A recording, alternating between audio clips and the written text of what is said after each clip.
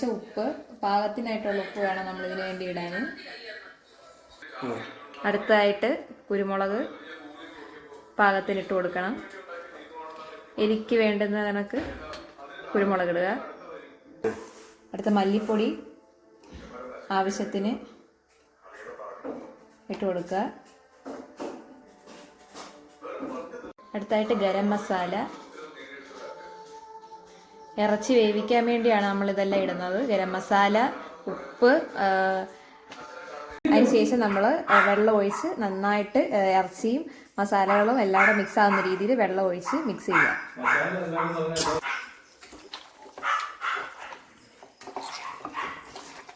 നന്നായിട്ട് മസാലകളെല്ലാം പിടിക്കുന്ന പോലെ നന്നായി കഴുകി വൃത്തിയാക്കി ഇറച്ചി നമ്മൾ മസാലയെല്ലാം ഇട്ട് നല്ലപോലെ പെരകി വെച്ചേക്കുകയാണ്. ഇനി നമ്മൾ കുക്കറിലിട്ട് വേവിക്കാൻ പോവാണ്. 7 വിസിലാണ് വേണ്ടുന്നത് ഇറച്ചി നന്നായിട്ട് വേവാൻ. അപ്പോൾ നമ്മളത് അടച്ചു വെച്ച് വേവിക്കാൻ പോവുകയാണ്.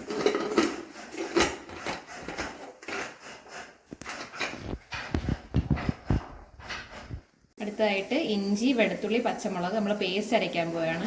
മിക്സിക്കകത്തിട്ട് നല്ലപോലെ അത് ഫൈൻ പേസ്റ്റാക്കി അരച്ചെടുക്കുക.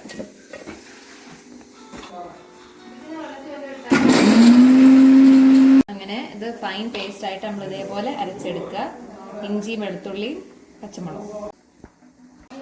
നമ്മൾ തേങ്ങക്കൊത്താണ് അരിയുന്നത്. നല്ലപോലെ നല്ല തിന്നായിട്ട് അരിയണം. എന്നാലേ നമുക്കത് നല്ലപോലെ വഴണ്ട് കിട്ടത്തുള്ളൂ. തേങ്ങക്കൊത്തൊക്കെ ഇടുമ്പോഴാണ് നമ്മൾ ഇറച്ചിക്കറിക്ക് ഒന്നുകൂടെ ടേസ്റ്റ് കൂടുന്നത്. അപ്പോൾ നല്ലപോലെ അരിഞ്ഞ് നമുക്ക് വെക്കാം.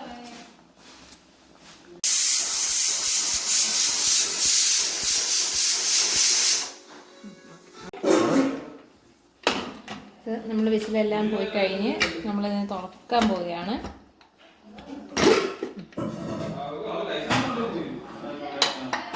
ഇറച്ചി നല്ലപോലെ വെന്ത് വന്നിട്ടുണ്ട്. അതിൻ്റെ വെള്ളമെല്ലാം ഇറങ്ങി മസാലയെല്ലാം പിടിച്ച് നല്ലപോലെ വെന്ത് വന്നിട്ടുണ്ട്. ഇനി നമുക്കിത് അടുപ്പേക്ക് കയറ്റാം. എന്നിട്ട് നമ്മൾ അടുപ്പ് കത്തിച്ച് ചട്ടി വെക്കാൻ പോവുകയാണ്. ചട്ടി വളരെ ചൂടായി വരുമ്പം നമ്മൾ എണ്ണ ഒഴിച്ച് കൊടുത്ത് നമുക്ക് തേങ്ങക്കൊത്തൊക്കെ ഇടാം. അടുത്തായിട്ട് നമ്മൾ എണ്ണ ആവശ്യത്തിന് എണ്ണ ഒഴിച്ച് കൊടുക്കുക. എണ്ണ ചൂടായി വരുമ്പോഴത്തേക്കും നമുക്ക് തേങ്ങ കൊത്തിട്ട് കൊടുക്കാം. അടുത്ത നമുക്കിനി തേങ്ങ കൊത്തിട്ട് കൊടുക്കാം. ചൂടായ എണ്ണയിലേക്കാണ് നമ്മൾ തേങ്ങ കൊത്തിട്ട് കൊടുക്കുന്നത്.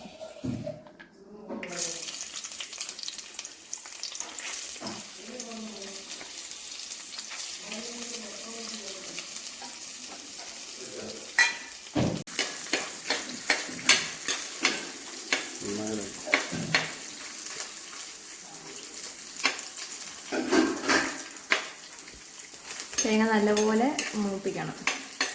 നമ്മൾ കുറച്ച് ഉപ്പും മഞ്ഞൾപ്പൊടി ഇട്ട് കൊടുത്താൽ മതി. നമുക്ക് കുറച്ച് ഉപ്പിടാം. സ്വല്പം ഉപ്പ്, പിന്നെ കുറച്ച് മഞ്ഞൾപ്പൊടി, ആവശ്യത്തിനുള്ള മഞ്ഞൾപ്പൊടി ഇട്ട് കൊടുക്കുക. എന്നിട്ട് നന്നായിട്ടത് ഇളക്കി കൊടുക്കുക. തേങ്ങ നന്നായിട്ട് മൂത്ത് വരുന്നേരം നമുക്ക് ഇളക്കി കൊടുക്കാം. ഇനി നമുക്ക് ഇഞ്ചി വെളുത്തുള്ളി പേസ്റ്റും സവാള നമുക്ക് ആഡ് ചെയ്യാം. ആദ്യം നമുക്ക് ഇഞ്ചി വെളുത്തുള്ളി പേസ്റ്റ് നല്ലപോലെ പേസ്റ്റ് ആക്കി എടുത്തതാണ്. ഇനി നമുക്കത് ആഡ് ചെയ്യാം.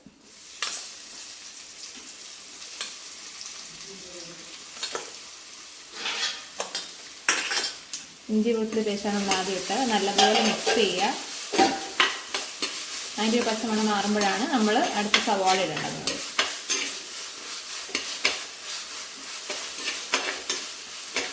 ഈ ലോ ഫ്ലെയിമിൽ ഇട്ടിട്ട് വേണം നമ്മൾ എന്തെല്ലാം ചെയ്യാൻ. അടുത്ത് നമുക്ക് നമ്മുടെ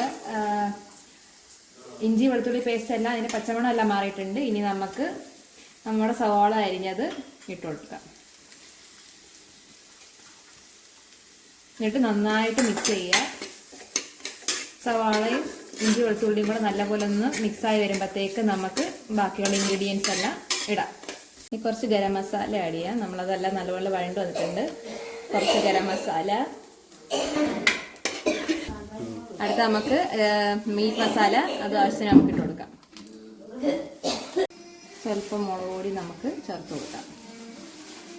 ആവശ്യത്തിനുള്ള നമ്മുടെ എരിക്കനുസരിച്ചുള്ള മുളക് പൊടി ഇട്ട് കൊടുക്കാം. എന്നിട്ട് നല്ലപോലെ അത് മിക്സ് ചെയ്യുക എല്ലാം കൂടെ.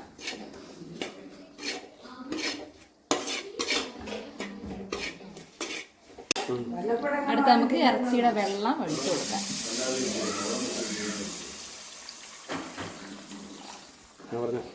ഇറച്ചിയുടെ വെള്ളം നമ്മൾ ആദ്യം ഒഴിച്ചു കൊടുക്കണം. അതിൻ്റെ എല്ലാം ഇറങ്ങി നമ്മൾ ഇറച്ചിയുടെ വെള്ളം മസാലയ്ക്കകത്തെല്ലാം നമ്മൾ ഒഴിച്ചു കൊടുത്തിട്ടുണ്ട്. നല്ലപോലെ അത് മിക്സ് ചെയ്യുക. ലോ ഫ്ലെയിമിലിട്ട് നമ്മൾ അത് നല്ലപോലെ ഒന്ന് തിളപ്പിച്ചെടുക്കുക. എന്നിട്ട് അതിന് ശേഷമാണ് നമ്മൾ ഇറച്ചി ഇടുന്നത്. അടുത്ത് നമുക്ക് വേവിച്ച് വെച്ചേക്കുന്ന ഇറച്ചി നമുക്ക്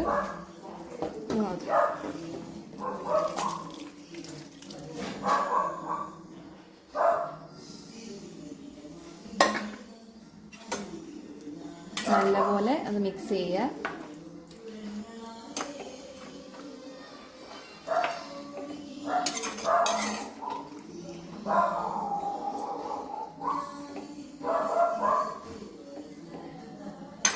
മസാല എല്ലായിടത്തും ചെല്ലുന്ന രീതിയിൽ ചിക്കൻ നമ്മൾ നല്ലപോലെ മിക്സ് ചെയ്ത് കൊടുക്കുക.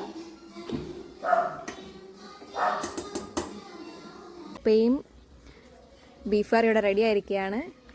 അപ്പോൾ എല്ലാവരും ട്രൈ ചെയ്യുക, ഫീഡ്ബാക്ക് അറിയിക്കുക.